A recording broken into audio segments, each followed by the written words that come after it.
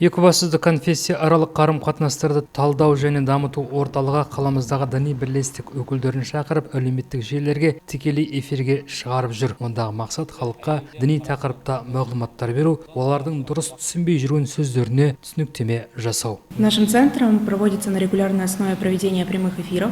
Біздің орталық тұрақты түрде тікелей эфирлер ұйымдастырып отырады. Өйткені пандемия күш алған кезде түрлі шараларды өткізудің жаңа түрін енгізуге тура келді. Онда аудитория ауқымы да кеңейді, тақырыптар да өзекті. Қыркүйек қазан айларында біз Қазақстандағы діндерге қатысты тікелей эфирлер өткіздік.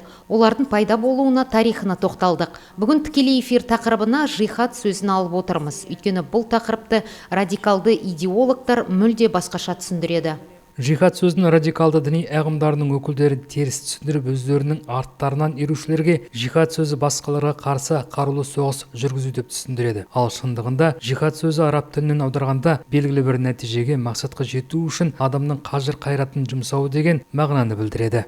Жихад сөзі қасиетті Құран Кәрімде 35 жерде келген. Соның тек 4-еуі ғана тікелей соғыс мағынасында қолданылған. Ендеше жихад дегенде тек майдандағы соғыс деп түсінудің өзі үлкен қателік. Ал майдандағы қарулы жихадқа келер болсақ, дінімізде оған тек төмендегі жағдайларда ғана рұқсат беріледі. Бірінші, қорғану мақсатында мұсылман еліне жау шапқан жағдайда әрбір мұсылман әйел жихадқа шығып, жаңағы елін қорғауға міндетті. Білім алу үшін күресті жихадқа жатады дейді діндар. Өйткені кей адамдар білім аламын деп шекара асып, басқа мемлекеттерге барады, түрлі кедергілерді басынан өткереді. Үшінші жихадтың түрі ол білім алу.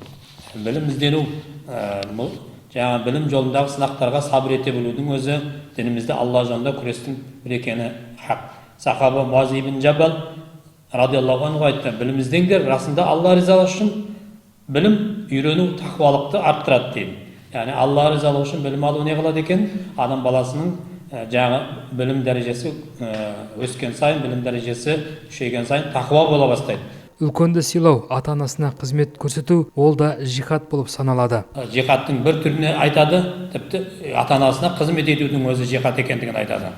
Қарап отырсаңыз, пайғамбарымыз саллаллаху алейхи вассаламнан жаңағы Абдулла ибн Амр радиаллаху анху деген бір сахаба келіп пайғамбарымыздың құзыретіне келеді.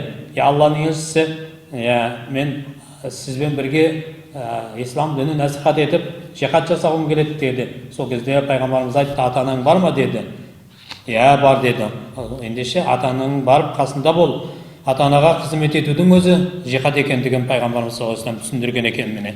Сонымен бірге әйел адамның күйеуінің ризалығын алу да жихад болып есептеледі. Шынайы жихад дегеніміз әркімнің өз кемшіліктерін түзету, өзінің бойындағы жаман әдеттерден арылу, адамгершілік қасиеттерді жетілдіру.